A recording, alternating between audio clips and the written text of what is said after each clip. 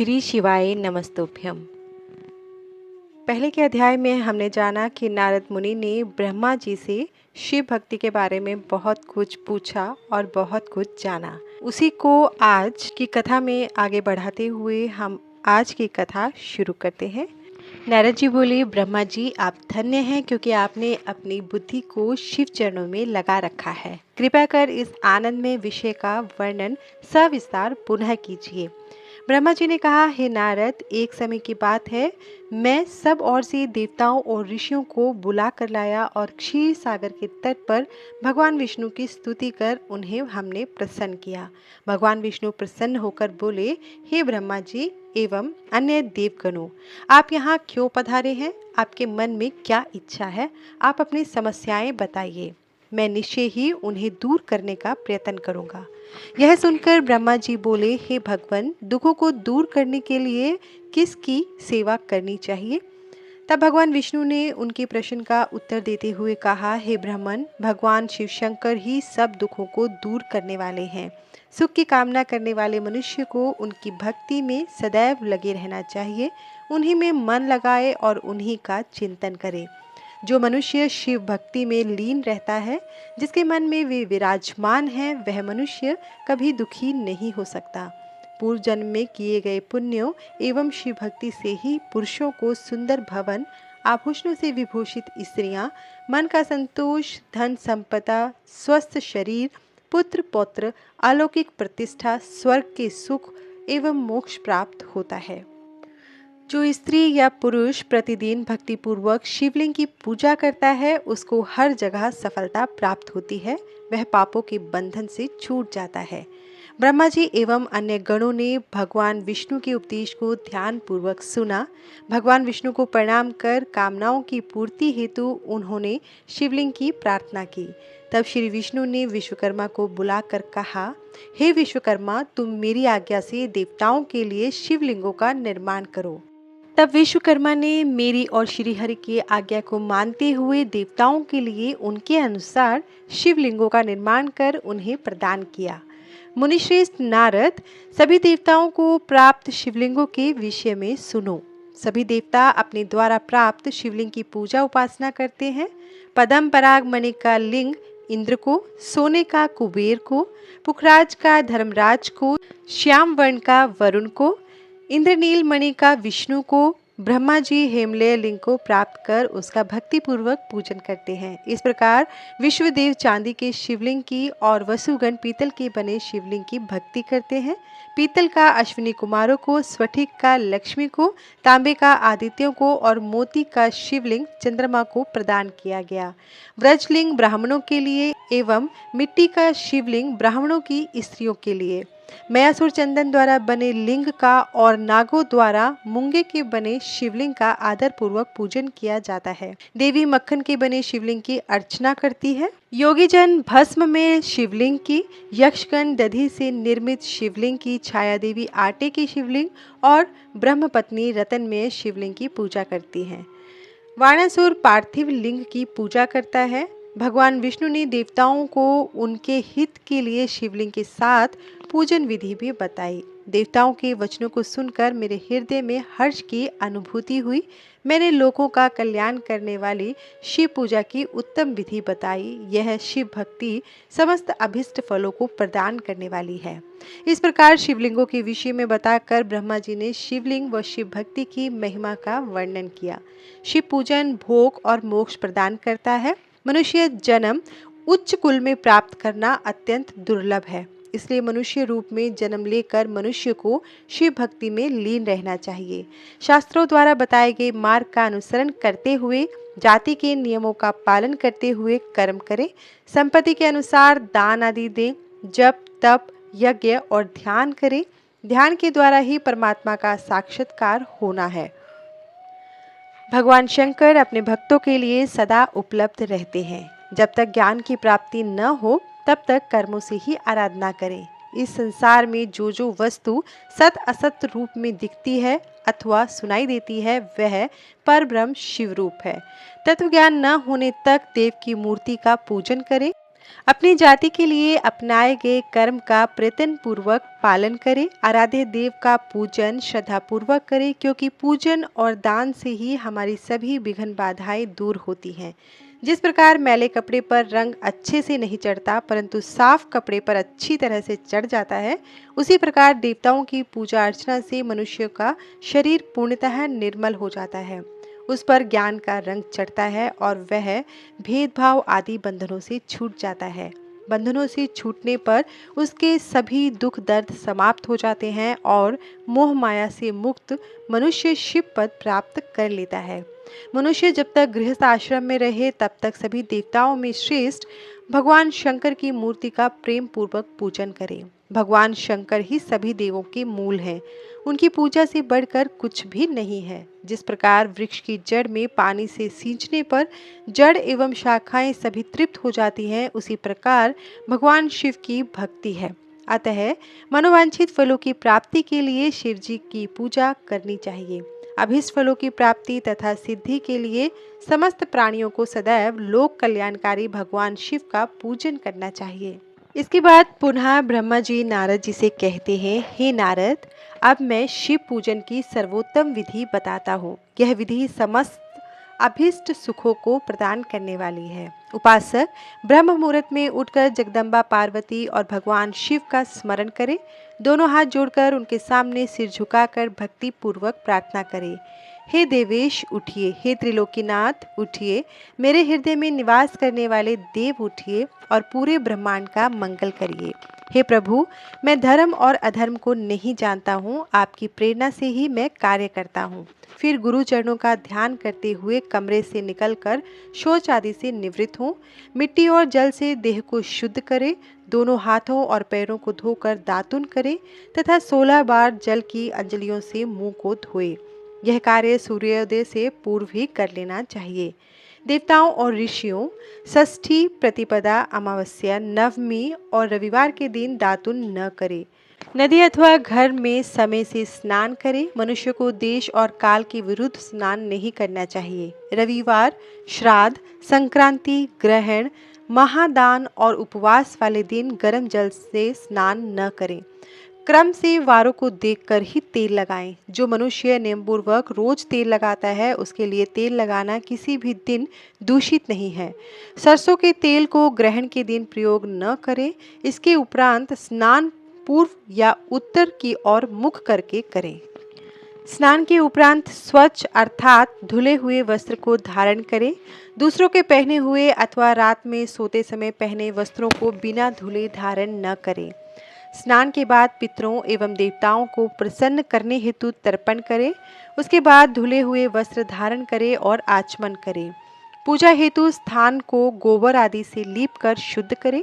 वहाँ लकड़ी के आसन की व्यवस्था करें। ऐसा आसन अभीष्ट फल देने वाला होता है। उस पर बैठकर भस्म से त्रिपुंड लगाएं। त्रिपुंड से जप, तप तथा दान सफल होता है। त्रिपुंड लगाकर रुद्राक्ष धारण करें। तत्पश्चात मंत्रों का उच्चारण करते हुए आचमन करें। पूजा सामग्री को एकत्र करें। फिर जल, गंध और अक्षत के पात्र को दाहिने भाग में रखें। फिर गुरु की आज्ञा लेकर और उनका ध्यान करते हुए सपरिवार शिव का पूजन करें। विघ्न विनाशक गणेश जी का बुद्धि सिद्धि सहित पूजन करें। ओम गणपते नमः का जाप करके उन्हें नमस्कार करें तथा क्षमा याचना करें। कार्तिकेय एवं गणेश जी का एक साथ पूजन करें तथा उन्हें बारंबार नमस्कार करें। फिर द्वार पर स्थित लंबोदर नामक द्वारपाल की पूजा करें।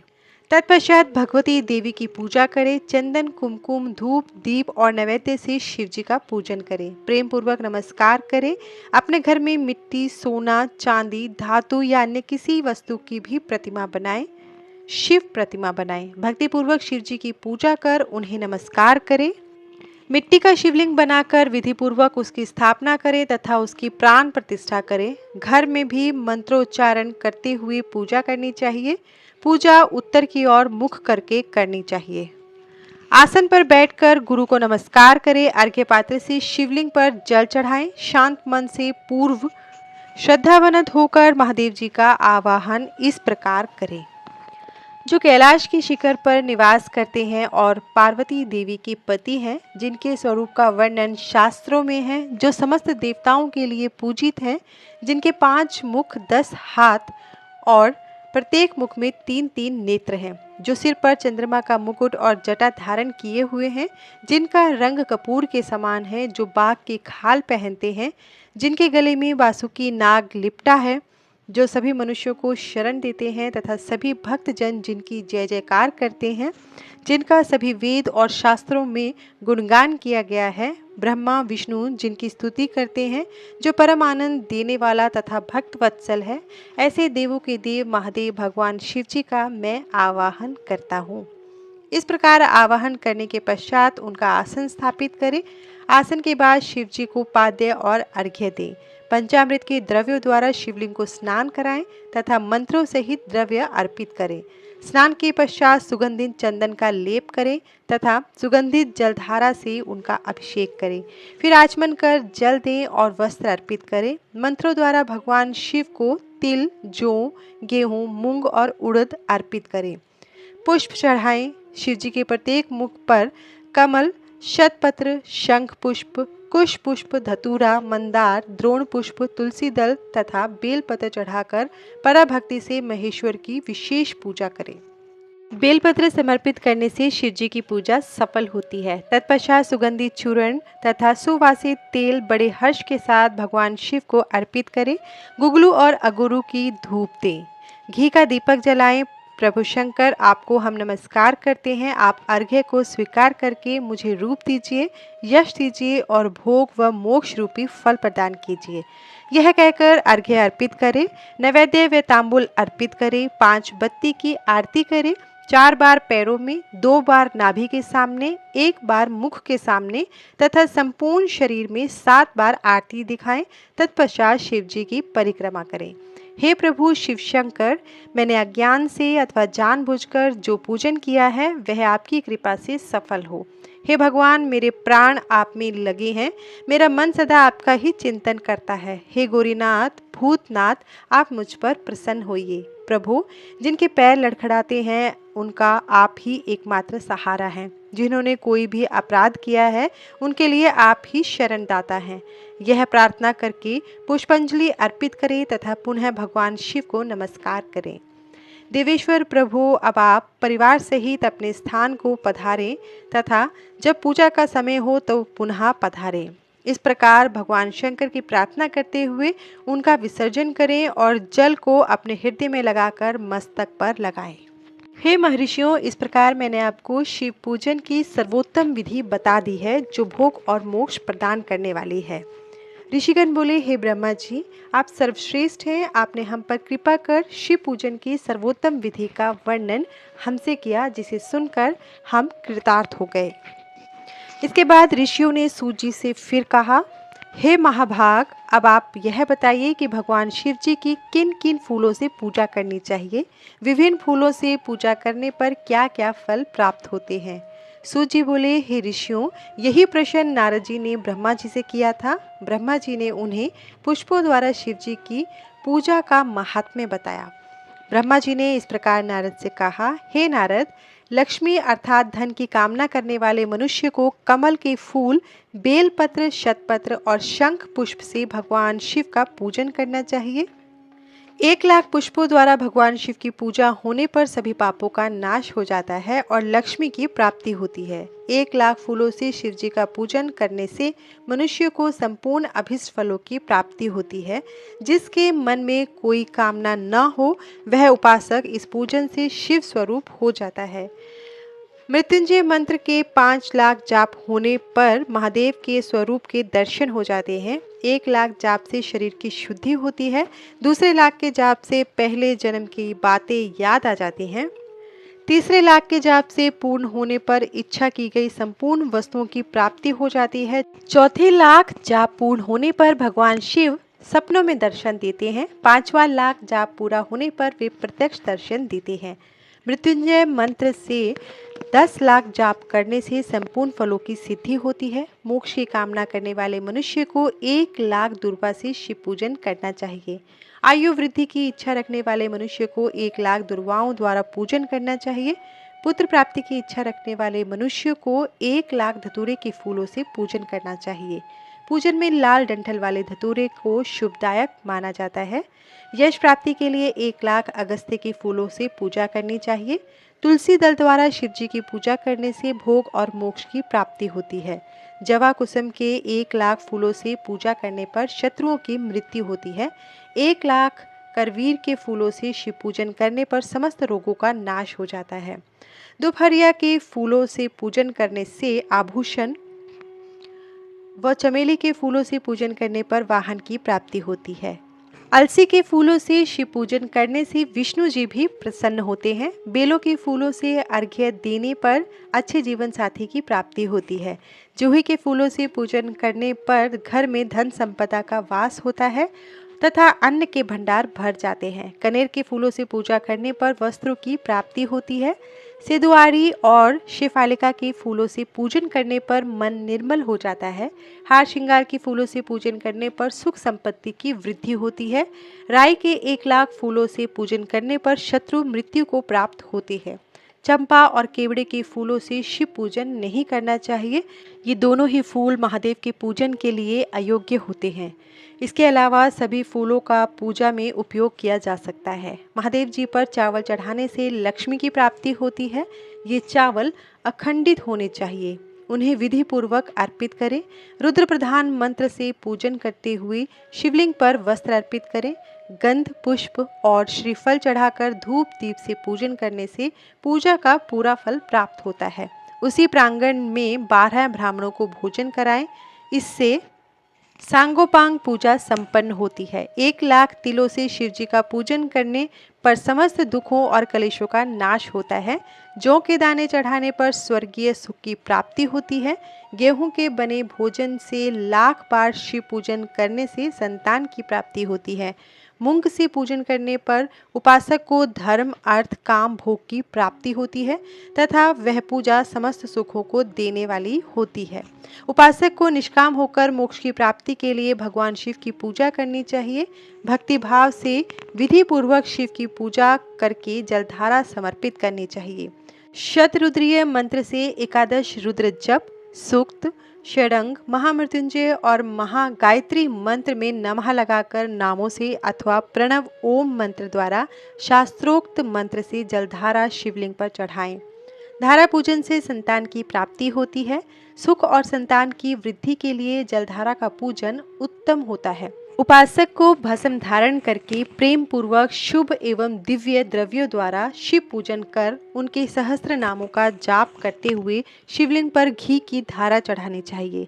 इससे वंश का विस्तार होता है। 10,000 मंत्रों द्वारा इस प्रकार किया गया पूजन रोगों को समाप्त करता है तथा मनोवांछित फल की प्राप्ति होती है। नपुंसक पुरुष को शिवजी का पूजन घी से करना चाहिए। ब्राह्मणों को भोजन कराना चाहिए और प्रजापत्य व्रत का पालन करना चाहिए, व्रत को रखना चाहिए। बुद्धिहीन मनुष्य को दूध में शक्कर मिलाकर इसकी धारा शिवलिंग पर चढ़ानी चाहिए। इससे भगवान प्रसन्न होकर उत्तम बुद्धि प्रदान करते हैं। यदि मनुष्य का मन उदास रहता हो, जीव उचट जाए, कहीं भी प्रेम न रहे, दुख बढ़ जाए तथा घर में सदैव लड़ाई रहती हो, तो मनुष्य को शक्कर मिश्रित दूध से 10,000 मंत्रों का जाप करते हुए शिवलिंग को चढ़ाना चाहिए। खुशबू वाला तेल चढ़ाने पर भोगों की वृद्धि होती है। यदि शिवजी पर शहद चढ़ाया जाए तो टीबी जैसा रोग भी समाप्त हो जाता है। शिवजी को गन्ने का रस चढ़ाने से आनंद की प्राप्ति होती है। गंगा जल को चढ़ाने से भोग और मोक्ष की प्राप्ति होती है। उपरोक्त वस्तुओं को अर्पित करते समय महामृत्युंजय मंत्र के 10,000 जाप करने चाहिए और 11 ब्राह्मणों को भोजन कराना चाहिए। इस प्रकार शिवजी की विधि सहित पूजा करने से पुत्र पौत्रादि सहित सब सुखों की प्राप्ति होती है। सब सुखों को भोग कर अंत में शिवलोक की प्राप्ति भी होती है। इसके उपरांत नारद जी ने पूछा, हे पितामह, आपने बहुत सी ज्ञान बढ़ाने वाली उत्तम बातों को सुनाया। इसके अलावा भी और जो भी आप सृष्टि और उससे संबंधित लोगों के बारे में जानते हैं, हमें बताने की कृपा करें। ब्रह्मा जी बोले, हे मुने, हमें आदेश देकर जब महादेव जी वहीं अंतर्धान हो गए तो मैं उनकी आज्ञा का पालन करते हुए ध्यानमग्न होकर अपने कर्तव्यों के विषय में सोचने लगा। उस समय भगवान श्री हरि विष्णु से ज्ञान प्राप्त कर मैंने सृष्टि की रचना करने का निश्चय लिया। भगवान विष्णु मुझे आवश्यक उपदेश देकर वहां से चले गए। भगवान शिव की कृपा से ब्रह्मांड से बाहर वैकुंठ धाम में जा पहुँचे और वहीं निवास करने लगे। सृष्टि की रचना करने के उद्देश्य से मैंने भगवान शिव और विष्णु का स्मरण करके हाथ में जल लेकर ऊपर की ओर उछाला। इससे वहां एक अंड प्रकट हुआ जो 24 तत्वों का समूह कहा जाता है। वह विराट आकार वाला अंड जड़ रूप में था। उसे चेतनता प्रदान करने हेतु मैं कठोर तप करने लगा। 12 वर्षों तक तप करता रहा। तब श्री हरि विष्णु स्वयं प्रकट हुए और प्रसन्नता पूर्वक बोले। श्री विष्णु ने कहा, हे ब्राह्मण, मैं तुम पर प्रसन्न हूँ। जो इच्छा हो, जो वर हो, मांग लो। भगवान शिव की कृपा से मैं सब कुछ देने में समर्थ हूँ। ब्रह्मा बोले, हे महाभाग, आपने बहुत बड़ी कृपा की मुझ पर। भगवान शंकर ने मुझे आपके हाथों में सौंप दिया है। आपको मैं नमस्कार करता हूँ। कृपया कर इस विराट 24 तत्वों से बने अंड को चेतना प्रदान कीजिए। मेरा ऐसा कहने पर भगवान विष्णु ने अनंत रूप धारण कर अंड में प्रवेश किया। उस समय उनके सहस्त्र मस्तक, सहस्त्र आंखें, सहस्त्र पैर थे। उनके अंड में प्रवेश करते ही वह चेतन हो गया। पाताल से सत्यलोक तक अंड के रूप में वहां विष्णु भगवान विराजने लगे। अंड में विराजमान होने के कारण विष्णु जी वैराज पुरुष कहलाए। पंचमुख महादेव ने अपने निवास हेतु कैलाश नगर का निर्माण किया। देवऋषि संपूर्ण ब्रह्मांड का नाश होने पर भी वैकुंठ और कैलाश अमर रहेंगे, अर्थात इनका नाश नहीं हो सकता। महादेव की आज्ञा से ही मुझ में सृष्टि की रचना करने की इच्छा पैदा हुई। अनजाने में ही मुझसे तमोगुनी सृष्टि की रचना हुई, जिसे अविद्या पंचक कहते हैं। उसके पश्चात भगवान शिव की आज्ञा से स्थावर संज्ञक वृक्ष, जिसे पहला सर्ग कहते हैं, का निर्माण हुआ, परंतु पुरुषार्थ का साधक नहीं था। अतः दूसरा सर्ग तिर्यक स्त्रोता प्रकट हुआ। यह दुखों से भरा हुआ था। तब ब्रह्मा जी द्वारा उधर्व स्त्रोता नामक तीसरे सर्ग की रचना की। यह सात्विक सर्ग देव सर्ग के नाम से प्रसिद्ध हुआ। यह सर्ग सत्यवादी तथा परम सुखदायक है। इसकी रचना के उपरांत मैंने पुनः शिव चिंतन आरंभ कर दिया।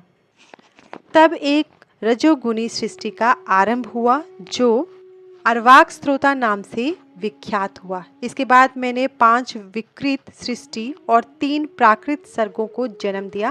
पहला महतत्व, दूसरा भूतों और तीसरा वैकारिक सर्ग है। इसके अलावा 5 विकृत सर्ग हैं। दोनों को मिलाकर कुल 8 सर्ग होते हैं। नवा कौमार सर्ग है, जिससे सनत सनंदन कुमारों की रचना हुई है। सनत आदि मेरे 4 मानस पुत्र हैं जो ब्रह्मा के समान हैं। वे महान व्रत का पालन करने वाले हैं। वे संसार से विमुख एवं ज्ञानी हैं। उनका मन शिव चिंतन में लगा रहता है। मुनि नारद, मेरी आज्ञा पाकर भी उन्होंने सृष्टि के कार्य में मन नहीं लगाया। इससे मुझ में क्रोध प्रवेश कर गया। तब भगवान विष्णु ने मुझे समझाया और भगवान शिव की तपस्या करने के लिए कहा। मेरी घोर तपस्या से मेरी भुवों और नाक के मध्य भाग से महेश्वर की 3 मूर्तियां प्रकट हुई, जो पूर्णांश, सर्वेश्वर एवं दया सागर थी, और भगवान शिव का अर्धनारीश्वर रूप प्रकट हुआ। जन्म मरण से रहित परम तेजस्वी सर्वज्ञ नीलकंठ साक्षात उमा वल्लभ महादेव के साक्षात दर्शन कर मैं धन्य हो गया। मैंने भक्ति भाव से उन्हें प्रणाम किया और उन्हें प्रसन्न करने के लिए उनकी स्तुति करने लगा। तब मैंने उनसे जीवों की रचना करने की प्रार्थना की। मेरी प्रार्थना स्वीकारते हुए देवादिदेव भगवान शिव ने रुद्र गणों की रचना की। तब मैंने उनसे पुनः कहा, देवेश्वर शिव शंकर, अब आप संसार की मोह माया में लिप्त ऐसे जीवों की रचना करें जो मृत्यु और जन्म के बंधन में बंधे हों। यह सुनकर महादेव जी हंसते हुए कहने लगे, हे ब्रह्मा, मैं जन्म और मृत्यु के भय से लिप्त जीवों की रचना नहीं करूंगा, क्योंकि वे जीव संसार रूपी बंधन में बंधे होने के कारण दुखों से युक्त होंगे। मैं सिर्फ उनका उद्धार करूंगा, उन्हें परम ज्ञान प्राप्त कर उनके ज्ञान का विकास करूंगा। हे प्रजापति, इन जीवों की रचना आप करें। मोह माया के बंधनों में बंधे इस प्रकार के जीवों की सृष्टि करने पर ही आप इस माया में नहीं बंधेंगे। मुझसे इस प्रकार कहकर महादेव शिव शंकर अपने पार्षदों के साथ वहां से अंतर्धान हो गए। उसके आगे ब्रह्मा जी ने नारद से कहा, हे नारद, शब्द आदि पंचभूतों द्वारा पंचकरण करके उनके स्थूल आकाश, वायु, अग्नि, जल और पृथ्वी, पर्वत, समुद्र, वृक्ष और कला आदि से युगों और कालों की मैंने रचना की तथा और भी कई पदार्थ मैंने बनाए।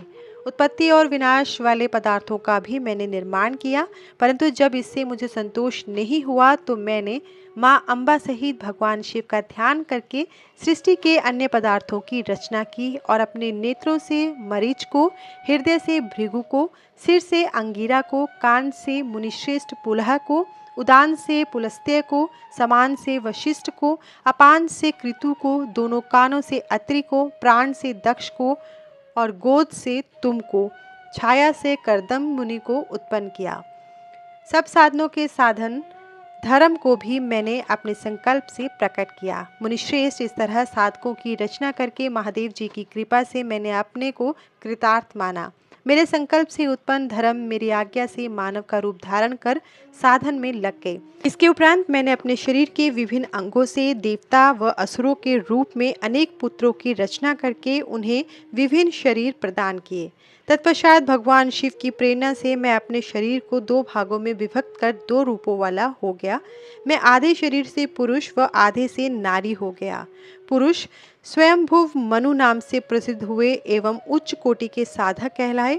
नारी रूप में शत्रुपा नाम वाली योगिनी एवं परम तपस्विनी स्त्री उत्पन्न हुई। मनु ने वैवाहिक विधि से अत्यंत सुंदरी शत्रुपा का पानी ग्रहण किया और मैथुन द्वारा सृष्टि को उत्पन्न करने लगे। उन्होंने शत्रुपा से प्रियव्रत और उत्तानपाद नामक दो पुत्र तथा आकुति, देवहूति और प्रसूति नामक 3 पुत्रियां प्राप्त की। आकुति का रुचि मुनि से, देवहूति का करदम्ब मुनि से और प्रसूति का दक्ष प्रजापति के साथ विवाह कर दिया गया। इनकी संतानों से पूरा जगत चराचर हो गया।